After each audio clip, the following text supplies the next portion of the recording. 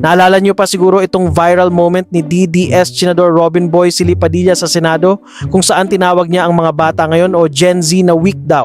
Ang mga bata po ngayon, sad to say, huwag kayong magagalit sa akin. Ako, maraming batang magagalit siguro, pero pasensya na kayo. You are weak. Sinabi pa niya na hindi raw uso noong panahon nila ang depression, which might be true. Nung panahon namin, hindi uso yung salitang depression. Pero ang matindi, dinagdagan pa niya na hindi raw niya alam kung ano ang depression. Hindi ko nga alam yun kung ano yung depression. Ngayon, batang maliit, sasabihin, I'm depressed.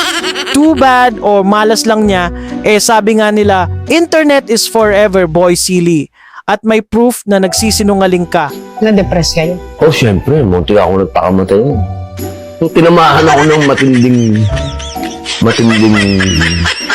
depression.